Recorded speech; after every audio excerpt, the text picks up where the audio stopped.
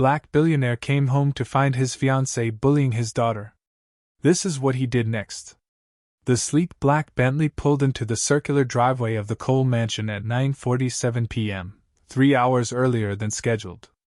Darius Cole had cut his Chicago business trip short after sealing a $2.8 billion acquisition deal in record time. At 42, he'd learned that success wasn't just about making the right moves. It was about making them faster than everyone else expected. He stepped out of the car, his Italian leather shoes clicking against the marble steps. The October air in Atlanta carried a crisp bite that reminded him winter was coming. Through the massive floor-to-ceiling windows, he could see the warm glow of the chandelier in the main living room. Home. After 3 days of boardroom battles and handshake wars, all he wanted was to surprise Amara with the art supplies he'd picked up from that exclusive Chicago gallery she'd been talking about. But as Darius approached the front door, something made him pause. Voices. Raised voices echoing from inside. "Absolutely ridiculous that you think you can just leave your mess everywhere like some kind of street kid." That was Vanessa's voice, sharp and cutting. Darius frowned, his hand freezing on the gold-plated door handle. Vanessa King, supermodel turned philanthropist, his fiancée of 8 months, never raised her voice. Not in public, anyway. She was always perfectly composed, perfectly polished, perfectly everything his public image needed. "I'm sorry, I was just—" "Don't interrupt me when I'm speaking!" Vanessa's voice cracked like a whip. "Do you have any idea how embarrassing it was when Mrs. Richardson came by earlier and saw your little drawings scattered all over the coffee table? She asked if we were running some kind of daycare center." Darius's blood went cold. That second voice, small, trembling, trying so hard to be brave, belonged to his 13-year-old daughter, Amara. Instead of bursting through the front door like every instinct screamed at him to do, Darius made a decision that would haunt him for the next several days. He set down his briefcase silently and moved around to the side of the house, where a cluster of perfectly manicured bushes provided cover. Through the living room's expansive windows, he had a clear view of what was happening inside. Vanessa stood in the center of the room like a predator circling its prey, her perfectly straightened hair gleaming under the chandelier's light, her designer dress immaculate despite the late hour. She was beautiful, stunningly so, with the kind of beauty that stopped traffic and opened doors. It was part of what had drawn him to her in the first place. But right now, that beauty looked cold and cruel. Amara sat curled up on the cream-colored sofa, clutching her leather-bound sketchbook against her chest like a shield. Even from outside, Darius could see her hands shaking. She'd inherited her mother's delicate features and artistic soul, but also her tendency to retreat inward when the world became too harsh. "Look at me when I'm talking to you," Vanessa snapped, her voice dripping with disgust. "You know what your problem is? You have no sense of refinement. No class. You walk around this house like you own it, but let's be honest, you're just a charity case who got lucky." Amara's head shot up, her eyes wide with shock and hurt. "That's not true." "Isn't it?" Vanessa laughed, but there was no humor in it. "You think because your father has money now, that somehow makes you special? You're still the same awkward little girl whose mother couldn't even stick around to raise her properly." The words hit Amara like physical blows. Darius watched his daughter's face crumble, watched her try so hard not to cry, and felt something dark and dangerous unfurl in his chest. His late wife Maya had died in a car accident when Amara was only 5, a tragedy that had nearly destroyed them both. "My mother didn't leave," Amara whispered, her voice barely audible. "She died." "Oh, please." Vanessa waved a dismissive hand. "Don't be so dramatic. The point is, she's not here to teach you how to behave like you belong in a family like ours. And frankly, I'm getting tired of pretending you do."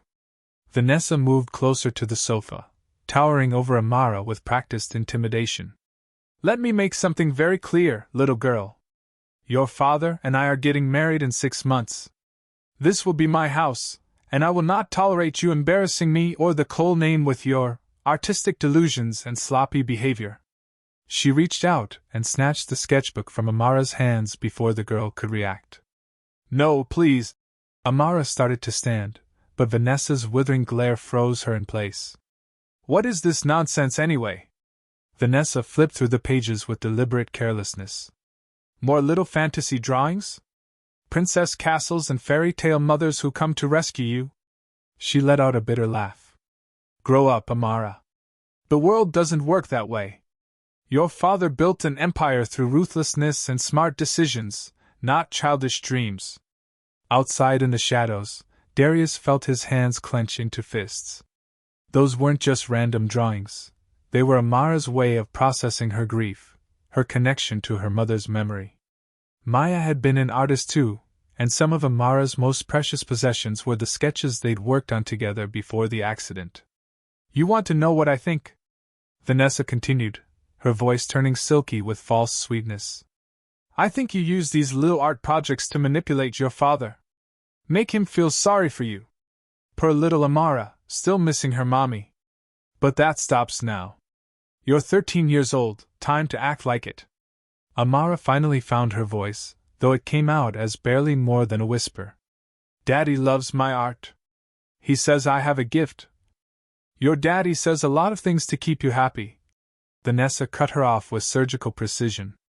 But let's be realistic. He's a businessman, not an art critic. He tells you what you want to hear because it's easier than dealing with a moody teenager. But I'm not going to coddle you like that. The cruelty in Vanessa's voice was breathtaking. She tossed the sketchbook back toward Amara, but not gently, the pages scattered as it hit the coffee table. Here's what's going to happen, Vanessa said, smoothing down her dress with satisfaction. You're going to clean up this mess, put away your little hobby projects, and start learning how to behave like someone worthy of the Cole name. No more leaving your things around the house. No more interrupting adult conversations. And definitely no more of this attention-seeking artistic nonsense when we have important guests. Amara scrambled to gather her scattered drawings, her hands shaking as she tried to put the pages back in order. One sketch, a drawing of Maya reading to a young Amara, had torn slightly when it hit the table.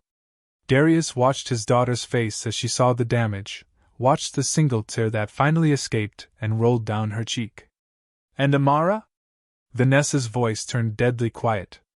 If you run crying to your father about this conversation, I'll make sure he knows exactly how ungrateful and manipulative you're being.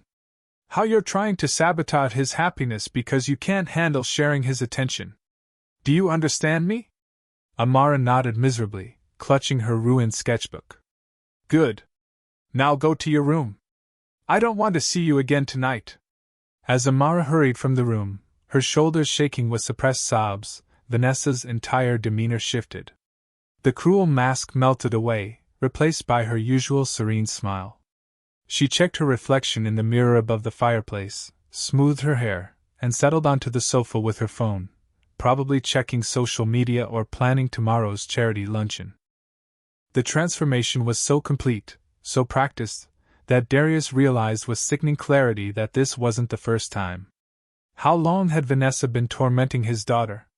How many nights had Amara gone to bed in tears while he was away on business trips, never knowing that the woman he planned to marry was systematically destroying his child's spirit? Standing in the shadows of his own home, Darius Cole, a man who commanded boardrooms, who had built a billion-dollar empire from nothing, who had never backed down from a fight in his life, felt something he hadn't experienced in years. He felt powerless. And that scared him more than losing every dollar he'd ever earned. Darius waited in the shadows until Vanessa finally retired to their bedroom, then slipped quietly through the side entrance to his private study. The room was his sanctuary, mahogany walls lined with business awards and family photos, a massive oak desk that had belonged to his grandfather, and a hidden bar stocked with the finest whiskey money could buy. He poured himself 3 fingers of 25-year-old Macallan, his hands steadier than they had any right to be. The amber liquid burned his throat, but it didn't come close to matching the fire building in his chest.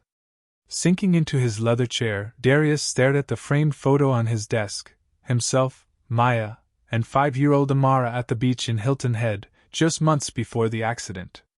Maya's laugh was frozen in time, her arms wrapped around their daughter as Amara built sandcastles with fierce concentration. They'd been so happy then. So blissfully unaware that their perfect world was about to shatter. The whiskey was making him remember things he usually kept locked away. The night Maya died, when he'd had to explain to Amara why Mommy wasn't coming home. The years that followed, when building his empire had been as much about providing security for his daughter as it had been about proving he could rise above his circumstances. He'd grown up in East Cleveland, in a neighborhood where dreams went to die. His mother, Sarah Cole, had worked 3 jobs to keep food on the table and clothes on his back. She cleaned office buildings at night, stocked shelves at a grocery store during the day, and took in ironing on weekends. Her hands were permanently stained with bleach, her back permanently bent from years of scrubbing floors. But she'd never complained. Not once. "Baby," she used to tell him while counting out coins for the electric bill. "We may not have much, but we got each other and we got our dignity. Don't you ever forget that." Sarah Cole had died 6 years ago, just as Darius's real estate empire was taking off. She'd lived long enough to see him make his first million, long enough to hold her granddaughter and whisper stories about the strong women who'd come before them. But she'd never gotten to see the mansion, the private jets, the life of luxury he built in her honor. The irony wasn't lost on him. He'd spent years climbing out of poverty, convinced that wealth would protect his family from the kind of struggles he'd endured as a child. But money, he was learning, came with its own dangers. Like Vanessa King. He'd met her at a charity auction 2 years ago. She was stunning, sophisticated, and moved in all the right social circles. The daughter of a federal judge and a former diplomat, she'd grown up in the world of power and privilege that Darius was still learning to navigate. When she showed interest in him, he'd been flattered. When she seemed to genuinely care for Amara, he'd been grateful. Now he realized what he'd mistaken for genuine affection had been nothing more than performance art. The problem was, their engagement wasn't just personal, it was business. Vanessa's connections had opened doors that even Darius's billions couldn't breach. Through her family's influence, he'd secured government contracts worth hundreds of millions. Her presence at his side had legitimized him in ways that mattered in the highest echelons of Atlanta society. If he broke off the engagement now, especially publicly, the fallout would be catastrophic. The business press would have a field day. Stock prices would plummet. His competitors, particularly that snake Marcus Webb, who'd been trying to undercut Cole Enterprises for years, would smell blood in the water. But the real danger lay deeper than market speculation. 3 months ago, Darius had leveraged everything, his company, his properties, even his grandmother's old house in Cleveland, to finance the Chicago deal he just closed. It had been a calculated risk, the kind of all-or-nothing gamble that separated the truly successful from the merely wealthy. The problem was, the deal wouldn't officially close for another 60 days. If scandal broke now, if investor confidence wavered, if the carefully constructed house of cards that was his financial empire showed even the slightest weakness, he could lose everything. And Amara along with it. The thought of his daughter's college fund evaporating, of losing the home where she still felt connected to her mother's memory, of having to explain why they were moving back to a tiny apartment, it made him physically sick. Darius finished his whiskey and poured another, his mind racing through scenarios. He could confront Vanessa privately, demand she treat Amara better. But women like Vanessa didn't respond to demands, they responded to leverage. And right now, she held all the cards. He could call off the engagement quietly, claim they'd grown apart. But Vanessa wasn't the type to go quietly. She'd make sure everyone knew Darius Cole couldn't handle a strong woman, couldn't manage his personal life any better than, according to her version, he managed his business. Or he could do nothing. Let Amara suffer in silence while he protected the empire he built for her future. The logic was sound, even if the morality was questionable. What good would it do to sacrifice everything for a moment of righteous anger? But as he sat there, drowning in calculations and consequences, another memory surfaced. Amara's face just hours ago, watching her mother's sketch tear in her trembling hands. The way she nodded when Vanessa threatened her, accepting the abuse as if she deserved it. His phone buzzed. A text from his assistant. Wall Street Journal wants comment on Chicago acquisition. Should I set up interview? The Wall Street Journal. Tomorrow's business section would probably feature his latest triumph. Darius Cole, the self-made billionaire who'd risen from nothing to everything. The American dream in 1,000 words or less.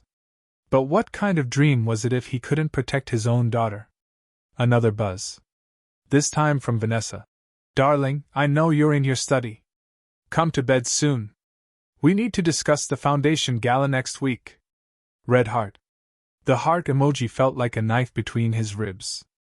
Darius stared at the message for a long time, then set his phone face down on the desk. In the silence of his study, surrounded by the trophies of his success, he made a decision that surprised even him. He wasn't going to confront Vanessa tonight. He wasn't going to make any dramatic moves that could destroy everything he built. Instead, he was going to do what he did best. He was going to plan. He was going to wait.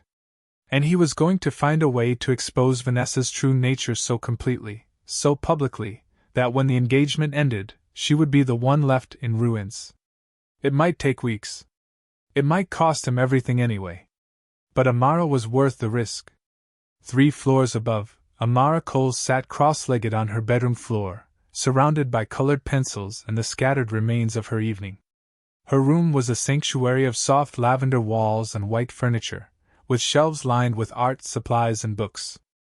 Photos of her and her father dotted the space, trips to museums, art galleries, quiet moments at home. But tonight, even this safe space felt contaminated by Vanessa's words. The torn sketch of her mother lay before her on the hardwood floor, and Amara's hands trembled as she tried to tape the jagged edges back together. It wasn't working. No matter how carefully she aligned the pieces, the damage was visible, a cruel reminder of how easily beautiful things could be destroyed.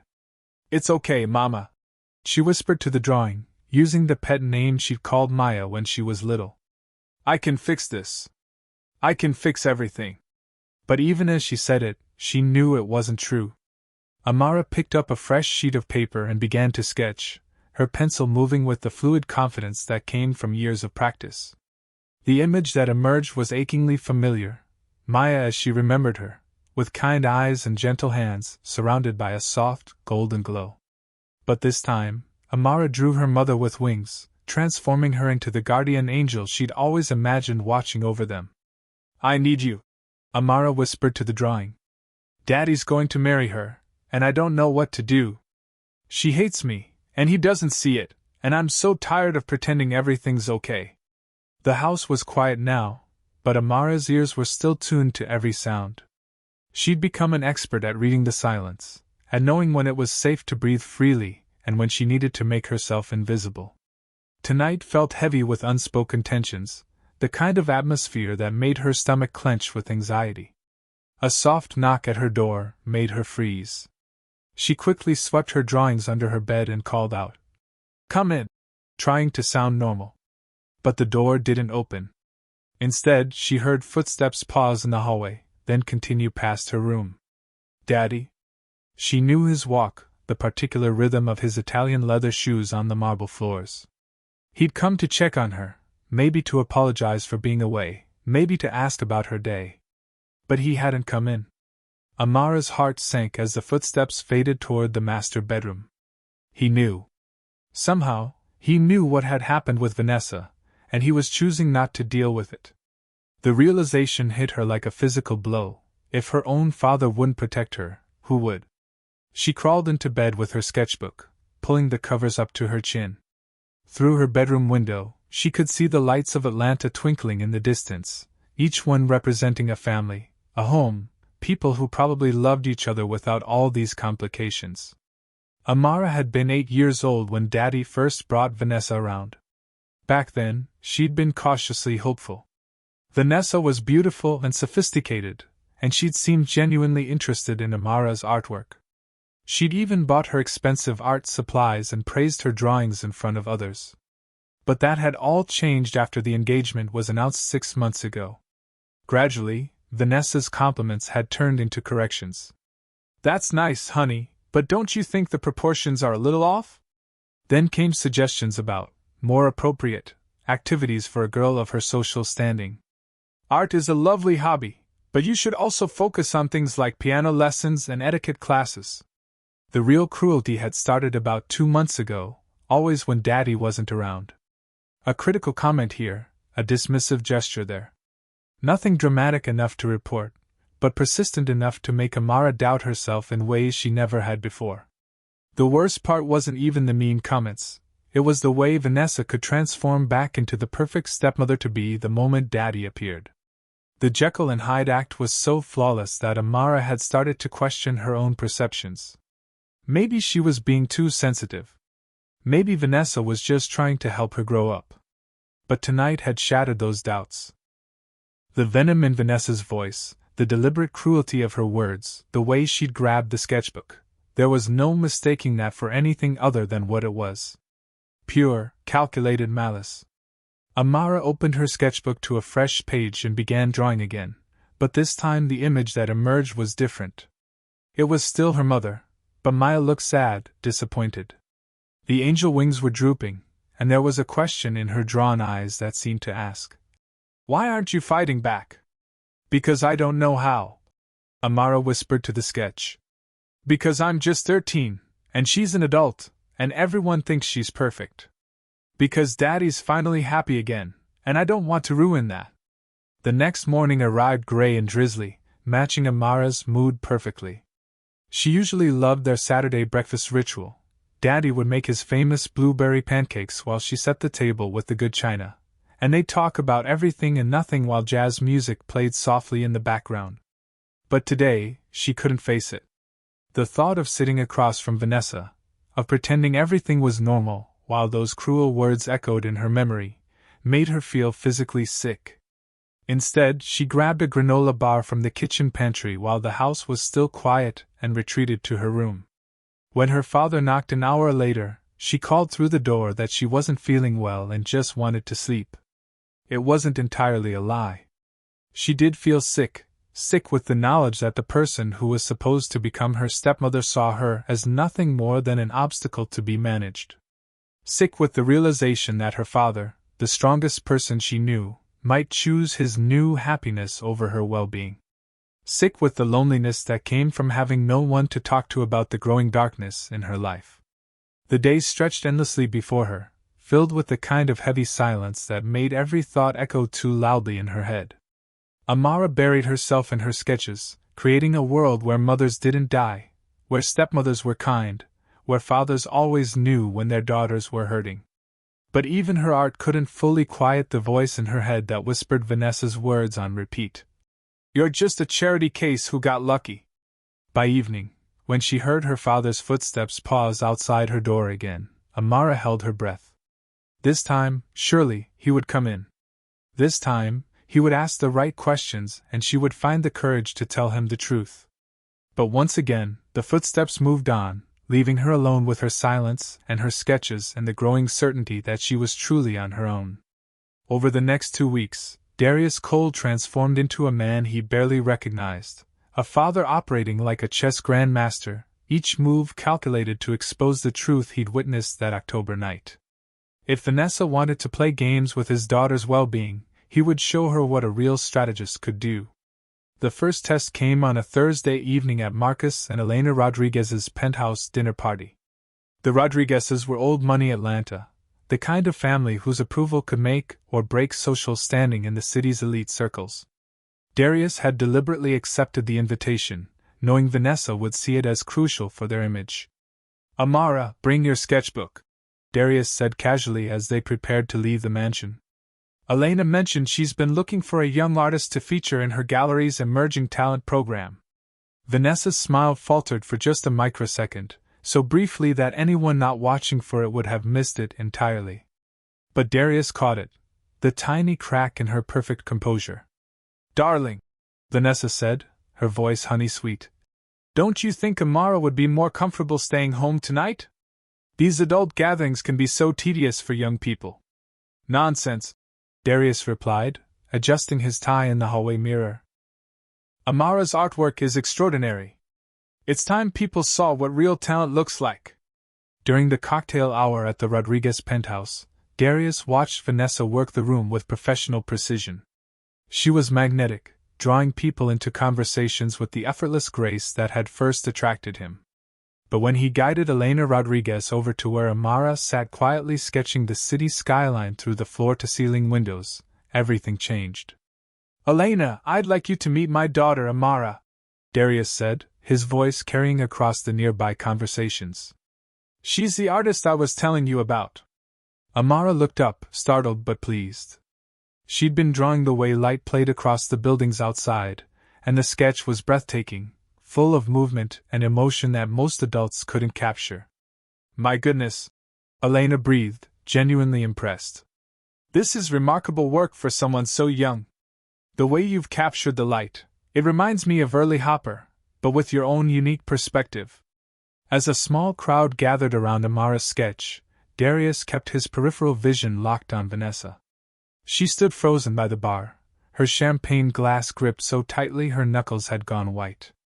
Her smile remained in place, but her eyes had gone cold as winter. "Vanessa, come see this," called Marcus Rodriguez. "You must be so proud of your soon-to-be stepdaughter's talent." Vanessa glided over, her recovery masterful. "Oh, it's lovely," she said, her voice perfectly modulated. But Darius heard the strain underneath, the forced enthusiasm that sounded hollow to anyone really listening. "Though I do worry sometimes that all this attention might go to her head. At 13, it's so important to stay grounded, don't you think?" The comment was subtle, designed to sound like caring guidance while actually diminishing Amara's achievement. Several guests nodded approvingly at what they interpreted as thoughtful parenting, but Darius saw Elena Rodriguez's eyebrows rise slightly in surprise. Test 1 passed. Vanessa's mask had slipped, if only briefly. The second test came 3 days later at a board luncheon for the Cole Foundation, the charitable organization Darius had established in Maya's memory. The foundation's quarterly meetings were usually stuffy affairs attended by Atlanta's most powerful business leaders, but today Darius had a different agenda. "Before we discuss the budget allocations," Darius announced to the assembled board members, "I want to share something that represents the heart of what we're trying to accomplish." He gestured to Amara, who'd been sitting quietly in the corner, working on homework. "My daughter Amara embodies the future we're investing in. She's not just inheriting my legacy, she's creating her own. At 13, she's already showing the kind of innovative thinking that will change the world." The board members, titans of industry who rarely paid attention to anyone under 40, turned to look at Amara with genuine interest. She blushed but smiled, straightened by her father's words in a way that made Darius's chest tighten with protective love. "In fact," he continued, "I believe the next generation of leaders will come from young people like Amara, who see possibilities where others see problems. She's my future legacy, and frankly, she's more innovative than half the executives in this city." Across the mahogany conference table, Vanessa's jaw tightened almost imperceptibly. Her hands, folded primly in her lap, clenched briefly before relaxing. To most observers, she looked like the picture of a proud stepmother-to-be. But Darius saw the flash of something darker: jealousy, resentment, barely controlled irritation. "Darius is so wonderful with children," Vanessa said, her laugh just a little too bright. "Though I sometimes worry he might be setting expectations a bit high. It's important for young people to have realistic goals, don't you think?" Again, the subtle undermining. Again, the careful sabotage disguised as wisdom. But this time, board member Catherine Wells, a sharp-eyed woman who'd built her own tech empire, frowned slightly at Vanessa's comment. Test 2 passed. The cracks were widening. The third and most revealing test came the following Saturday during a shopping trip to Lenox Square.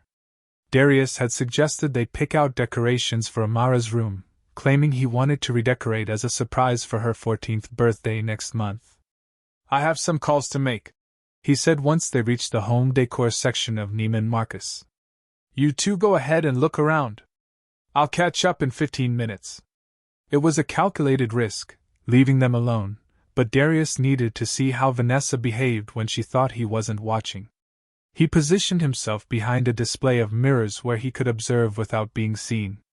For the first few minutes, Vanessa maintained her act. She smiled as Amara showed her different color swatches, nodded appropriately when his daughter suggested themes. But as the minutes passed, and she thought Darius was truly gone, the performance began to crack. "Pink is so childish," Vanessa said when Amara held up a soft rose-colored lamp. "You're almost 14. Don't you think it's time to put away these little girl fantasies?" "I like pink," Amara said quietly. "It reminds me of the sunset in that painting Mama used to." "Your mother isn't here," Vanessa cut her off sharply, her voice dropping to a harsh whisper. "And constantly living in the past isn't healthy. Your father needs to move forward, and frankly, so do you." Darius watched his daughter's face crumble, watched her carefully pull her hand back from the lamp as if it had burned her. The sight made his vision blur with rage. When he rejoined them 5 minutes later, Vanessa was all smiles again, enthusiastically suggesting neutral colors that would grow with Amara as she matures. But Amara stood silent and withdrawn, her earlier excitement completely extinguished. "Everything okay?" Darius asked, though he already knew the answer. "Fine," Amara whispered, not meeting his eyes. That evening, as they drove home in silence, Amara finally spoke up from the back seat, her voice barely audible over the sound of the engine. "Daddy? She hates me when you're not looking." The words hung in the air like an accusation, a plea, and a warning all at once. Darius met his daughter's eyes in the rearview mirror, saw the pain and confusion there, and realized that all his careful testing had confirmed what he'd already known. Vanessa King was systematically destroying his daughter's spirit, one cruel word at a time. And now Amara had finally found the courage to tell him the truth. The real question was, what was he going to do about it? Monday morning at Westfield Academy arrived with the kind of crisp November air that usually made Amara feel hopeful about new possibilities. But as she walked through the prestigious private school's manicured courtyard, clutching her art portfolio against her chest, hope felt like a luxury she could no longer afford. The weekend had been a nightmare of forced family activities. Vanessa had insisted they spend Sunday at the country club, where she paraded around introducing herself as the future Mrs. Cole to anyone who would listen.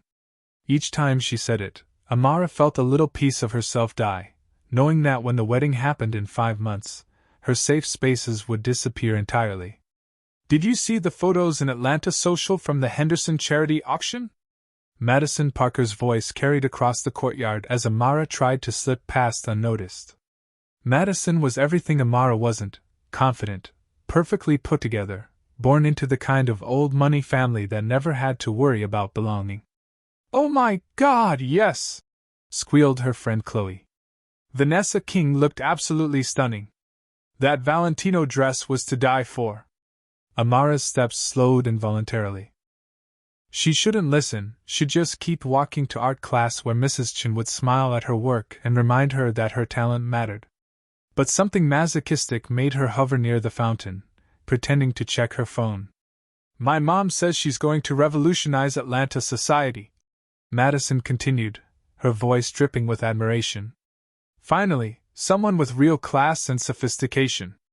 Not like..." She paused dramatically, clearly aware that Amara was within earshot. "Well, you know. Some people just don't have the breeding for that kind of life." The words hit Amara like a physical blow. She knew Madison was talking about her, the girl whose mother had died, who preferred art class to cotillion, who would rather sketch in quiet corners than make small talk about designer labels and vacation homes. "I heard she's already redecorating the Cole mansion," Chloe added with malicious glee. "Getting rid of all the outdated elements. Making it more suitable for entertaining important people." Amara's vision blurred. The outdated elements they were talking about, those were Maya's touches.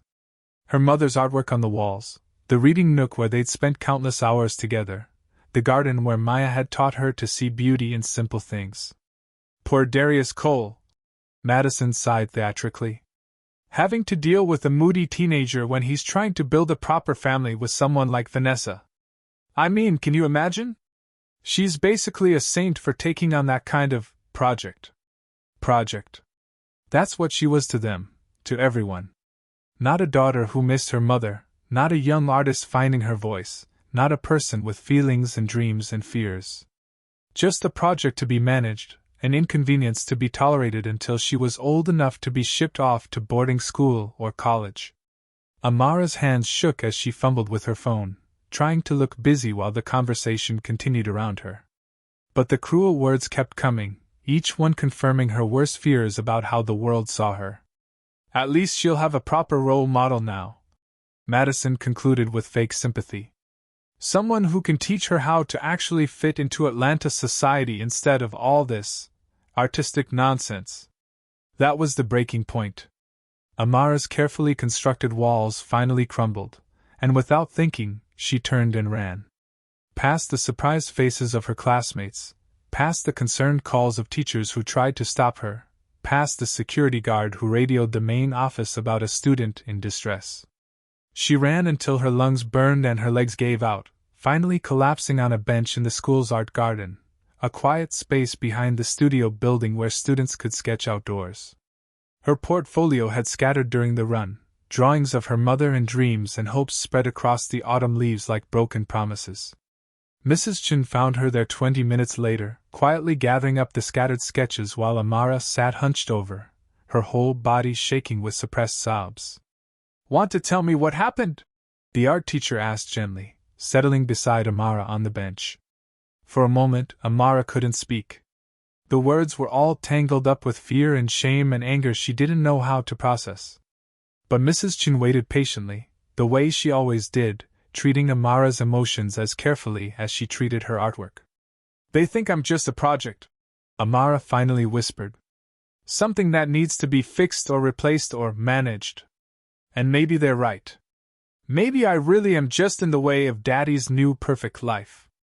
Mrs. Chen was quiet for a long moment, studying one of Amara's sketches, a portrait of Maya surrounded by swirling colors that somehow captured both joy and loss in the same image. "You know what I see when I look at your art," Mrs. Chen said finally. "I see someone who understands beauty and pain in ways most adults never will. Someone who can take the hardest experiences and transform them into something that helps other people feel less alone." She held up another sketch, this one showing Amara and her father at their Saturday breakfast ritual, both of them laughing over pancakes while morning light streamed through the windows. "This isn't the work of someone who's in the way," Mrs. Chen continued. "This is the work of someone who sees love clearly, who understands what family really means. Don't let other people's limitations define your worth." But even Mrs. Chen's kind words couldn't quiet the voice in Amara's head that echoed Madison's cruel assessment.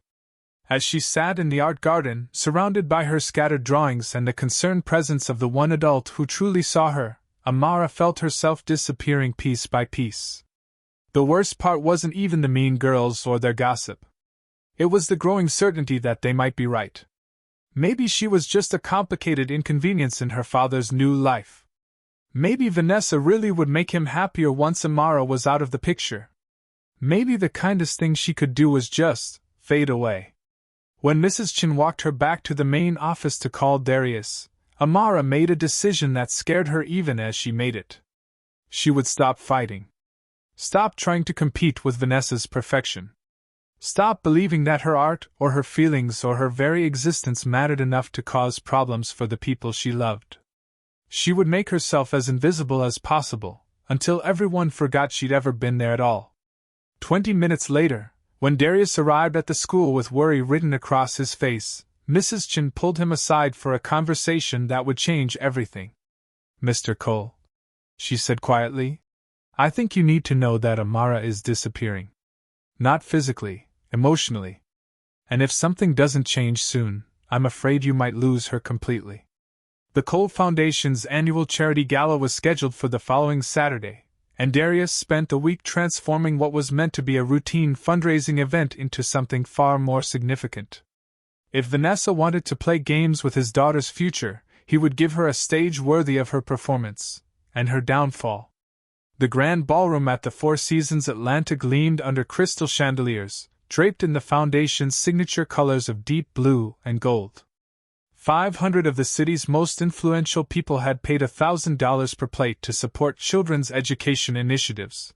But tonight they would witness something far more valuable than charity. They would see the truth. Darius had spent 3 sleepless nights orchestrating every detail. The centerpiece of the evening would be a silent auction featuring artwork from young Atlanta artists, with Amara's pieces given prominent placement throughout the ballroom. He'd hired professional lighting designers to showcase each drawing and painting like museum-quality work. Critics from the High Museum and gallery owners from Buckhead had received personal invitations. "Daddy, are you sure about this?" Amara asked nervously as they prepared to leave the mansion. She wore a midnight blue dress that Maya had helped her pick out for her 8th grade formal, one of the last shopping trips they'd taken together.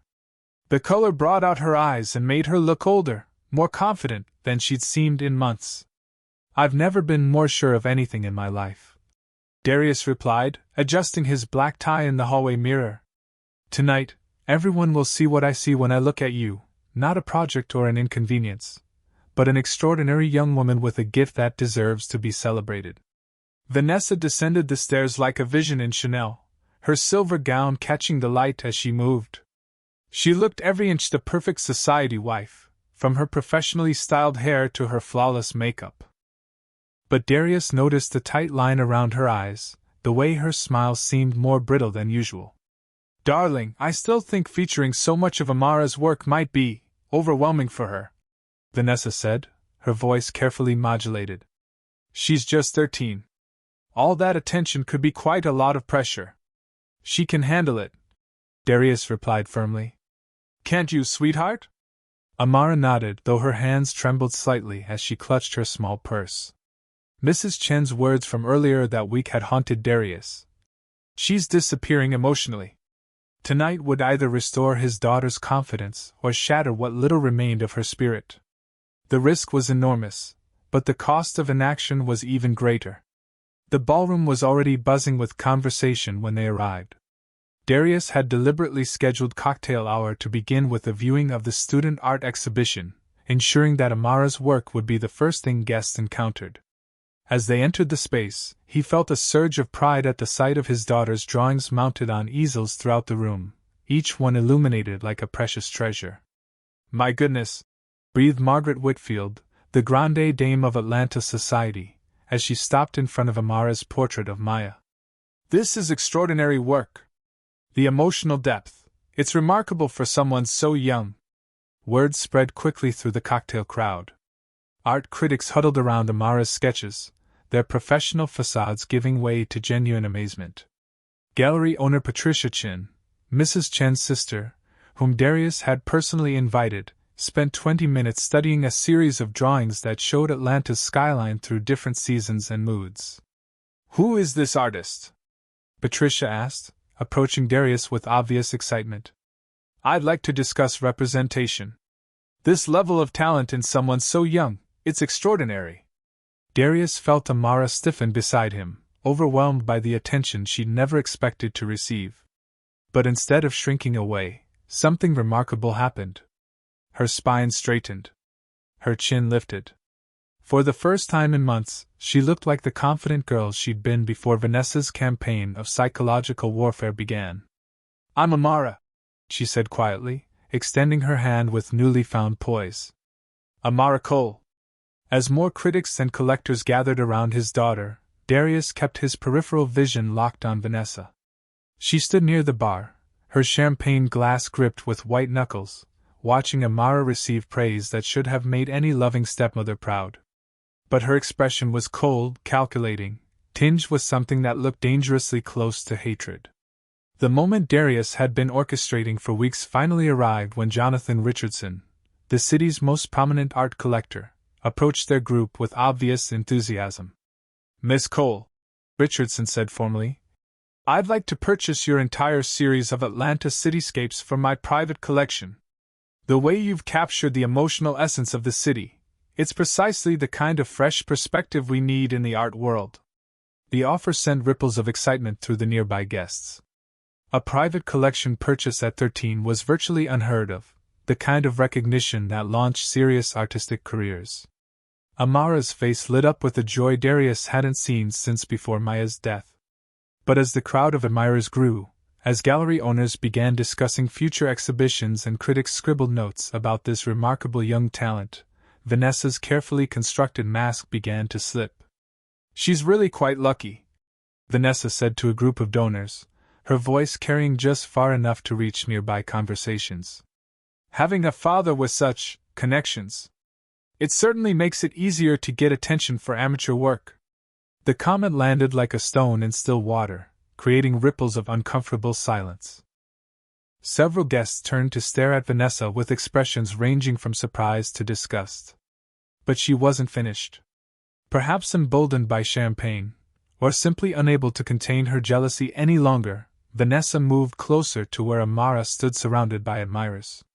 "Of course," she continued, her voice dropping to what she thought was a discreet whisper but carried clearly in the acoustically perfect ballroom. "We all know this is really just charity. The poor little girl needs something to make her feel special, so Daddy buys her some recognition. It's sweet, really, but let's not pretend this is actually about talent." The ballroom fell silent. Art critics stopped mid-conversation. Gallery owners lowered their champagne glasses. Even the string quartet seemed to sense the shift in atmosphere and allowed their music to fade. Amara's face went white, then red, as the humiliation of Vanessa's words sank in. All the confidence she'd built throughout the evening crumbled in an instant, replaced by the familiar shame that had been eating away at her for months. But this time, she wasn't alone. This time, her father was watching. And so was everyone else. The silence in the Four Seasons ballroom was deafening. 500 of Atlanta's most powerful people stood frozen, champagne glasses halfway to their lips, as Vanessa's cruel words echoed off the crystal chandeliers. The string quartet had stopped playing entirely, their instruments hanging silent in their hands. Darius felt the moment crystallize around him like ice forming on water. This was it, the culmination of weeks of careful planning, the perfect trap he'd set for Vanessa's cruelty. But seeing his daughter's face crumble in real time, watching 13 years of love and protection shatter under the weight of public humiliation, made his chest burn with a rage that threatened to consume him. Vanessa seemed to realize what she'd done the moment the words left her mouth. Her perfectly made-up face went pale, her eyes darting around the silent ballroom as she registered the shocked expression surrounding her. She opened her mouth as if to take it back, to somehow explain away the venom that had just poisoned the air. But Darius was already moving. He didn't stride to the front of the room like an angry businessman ready to deliver a hostile takeover speech. Instead, he walked with the measured pace of a man who had finally found his moment of absolute clarity. His hand found Amara's shoulder, trembling, hunched with shame, and settled there with gentle strength. "Ladies and gentlemen," Darius said, his voice carrying easily through the acoustically perfect space without needing to be raised. "I believe there's been a misunderstanding that needs to be addressed." The crowd turned toward him, sensing that they were about to witness something significant. Margaret Whitfield clutched her pearls. Jonathan Richardson set down his champagne glass with deliberate precision. Art critics pulled out their phones, though whether to record or simply because they sensed news breaking was unclear. "My daughter's artwork," Darius continued, his voice steady as granite, "has been praised tonight by some of Atlanta's most respected art critics. Patricia Chin, whose gallery has launched the careers of internationally recognized artists, has offered her representation. Jonathan Richardson, whose private collection is featured in museums worldwide, has offered to purchase an entire series." He paused, letting the weight of those credentials sink into the silence. "These are not people who traffic in charity or pity," Darius said, his eyes finding Vanessa's across the crowd. "These are professionals who recognize genuine talent when they see it. And they see it in my daughter, not because of my connections or my money, but because Amara Cole is an extraordinary artist in her own right." Murmurs of agreement rippled through the crowd. Several art critics nodded emphatically. Patricia Chin raised her glass in a small salute toward Amara, who was beginning to stand a little straighter under her father's protective hand.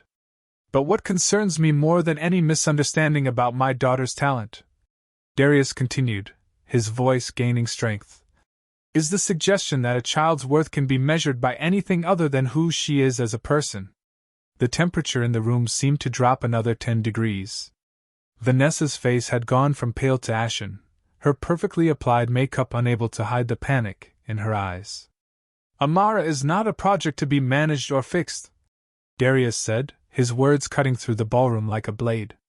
She is not an inconvenience to be tolerated or a complication to be solved.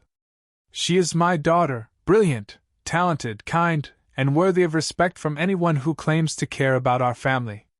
He turned slightly, addressing the crowd but keeping his eyes locked on Vanessa. My daughter has faced more loss and pain in her 13 years than many adults experience in a lifetime. She lost her mother when she was 5 years old, and yet she has transformed that grief into art that moves people to tears. She has grace under pressure that would humble seasoned executives. She has a heart big enough to worry about other people's happiness even when her own is being systematically destroyed. Gasps rippled through the audience as the implication of his words sank in. This wasn't just a defense of his daughter's artistic merit. This was an indictment of something far more serious. Anyone who cannot see that worth, Darius continued, his voice like steel wrapped in velvet. Anyone who would diminish a child's spirit or question her value, anyone who believes that cruelty can be disguised as guidance, or that psychological warfare can be passed off as tough love. He took a step forward, his presence commanding the attention of every person in the room. That person has no place in our family. The silence that followed was different from before. This wasn't shock or confusion. This was the breathless quiet of people witnessing history, of understanding that they were seeing a moment that would be talked about for years to come. Vanessa tried one last time to salvage the situation. She stepped forward, her media training kicking in as she attempted to smile, to somehow spin this catastrophe into a misunderstanding. Darius, darling, I think you're misinterpreting. No. The word cut through her attempted explanation like a sword. I'm not misinterpreting anything. For the first time in months, I'm seeing everything exactly as it is. He turned to address the crowd one final time, his voice carrying the authority of a man who had built an empire and wasn't afraid to burn it down to protect what truly mattered. My daughter is not a shadow in anyone else's light. She is not invisible, she is not inconsequential, and she is certainly not a charity case. Amara Cole is the light of my legacy, the pride of my life, and the future of everything I've built. She is extraordinary, and anyone who cannot honor that has no place in our lives. The applause started slowly, Patricia Chin clapping with deliberate emphasis, followed by Jonathan Richardson, then Margaret Whitfield. But it built quickly, rolling through the ballroom like thunder, until 500 people were giving Amara Cole a standing ovation that had nothing to do with charity, and everything to do with recognizing courage when they saw it. In the middle of it all, Vanessa King stood alone in her silver gown, her perfect facade finally and completely shattered. Without another word, she turned and walked toward the exit, her heels clicking against the marble floor in a staccato rhythm of defeat. But Darius barely noticed her leaving. His attention was entirely focused on his daughter, whose eyes were bright with tears that had nothing to do with shame and everything to do with finally being seen for who she truly was. The terrace of the Cole mansion stretched out into the Atlanta night like a stage set for intimate conversations. 2 hours had passed since they'd returned from the gala, and the adrenaline was finally wearing off, replaced by the quiet that comes after seismic shifts. The city lights twinkled below them like fallen stars, and the November air carried just enough bite to make the moment feel crystalline, preserved. Amara sat curled up in the oversized wicker chair that had been her mother's favorite spot for evening tea, her midnight blue dress replaced by soft pajamas and one of Darius's old sweaters that swallowed her small frame. Her sketchbook lay open on her lap, but for once she wasn't drawing. Instead, she was simply looking out at the lights, processing a night that had changed everything. I thought you'd choose her, she said quietly, breaking the comfortable silence that had settled between them. Her voice was different now, stronger somehow, but also more vulnerable, as if the evening had stripped away layers of protective armor she'd been wearing. Darius settled into the chair beside her, loosening his tie and allowing himself to look as tired as he felt. The past few weeks had aged him in ways that had nothing to do with business deals or market volatility. Protecting someone you love, he'd discovered, was infinitely more exhausting than building an empire. Never, he said, and the word came out with more force than he'd intended. Not in a million years, sweetheart. You're my daughter. You're everything. But even as he said it, Darius felt the weight of what had happened settling around them like morning mist. The gala had been a triumph, yes. Amara's artwork would be featured in Patricia Chen's next exhibition, and 3 major collectors had left business cards. His daughter had been publicly vindicated, her talent recognized by people who mattered in the art world. The personal cost, however, was just beginning to reveal itself. His phone had been buzzing all evening with calls from reporters wanting statements about the dramatic end to his engagement. Stock futures were already showing volatility in after-hours trading. Marcus Webb, his longtime rival, had already issued a carefully worded press statement expressing concern about the stability of leadership at Cole Enterprises during this difficult personal time. The Chicago deal, the massive gamble that had required him to leverage everything he owned, suddenly felt less secure. Investor confidence was a fragile thing, and public scandal had a way of making even the most solid financial foundations feel like quicksand. Are you scared? Amara asked, as if she could read the calculations running through his mind. Darius considered lying, giving her the reassurance that fathers were supposed to provide. But this night had been about truth, and he owed her honesty. Terrified, he admitted. Not about the business stuff, that's just money, and I've lost money before. I'm scared about whether I did the right thing for you. Amara looked up at him with eyes that seemed older than her 13 years. What do you mean? I mean. Darius paused, choosing his words carefully. I could have handled this differently. Quietly. I could have ended the engagement privately, spared you the public attention, kept our family business out of the newspapers. But then people would still think she was perfect, Amara said softly. They'd still think I was the problem. Maybe. Or maybe that wouldn't have mattered in the long run. The question hung in the air between them, unspoken but understood. Had tonight been about protecting Amara's spirit, or protecting Darius's reputation? Had he orchestrated Vanessa's public downfall out of fatherly love, or because he needed to control the narrative before it could destroy his carefully built empire? Daddy? Amara's voice was small again, uncertain. Did you know she was going to say those things tonight? Is that why you set up the art show? The question cut deeper than any reporter's inquiry or investor's concern. Darius looked at his daughter, brilliant, perceptive, still young enough to believe in the pure motives of the adults who were supposed to protect her, and felt the full weight of his own complicated calculations. I hoped she would show people who she really was, he said finally. I knew she couldn't stand to see you succeed, to see you get the kind of recognition she thought belonged to her. And yes, I used that knowledge. So you did plan it. I planned to give you a stage where your talent could shine, Darius said, leaning forward so she could see his eyes clearly. Everything else, Vanessa's reaction, what I said, how it ended, that was just me protecting my daughter. But even as he said it, he wondered if that was entirely true. The businessman in him had calculated every angle, anticipated every possible outcome. He'd known that publicly defending Amara while exposing Vanessa's cruelty would generate sympathy, would make him look like a devoted father rather than a man who'd made a disastrous choice in partners. The timing had been perfect, close enough to the Chicago deal's closure that the personal drama wouldn't completely derail it, but public enough to ensure that any future criticism would be viewed through the lens of his sacrifice for his daughter. Had he saved Amara, or saved himself? Had he chosen love over legacy, or had he found a way to preserve both? I'm proud of you, Amara said suddenly, breaking through his internal debate. For what you said tonight. For choosing me. Darius felt his throat tighten with emotion that was completely genuine, untainted by any calculation or strategy. Whatever his mixed motives, whatever the consequences for his empire, this moment, his daughter's trust, her pride in him, was worth everything he might lose. I love you, Amara, he said simply. Whatever else happens, whatever the newspapers say or the business world thinks, that's the only truth that matters.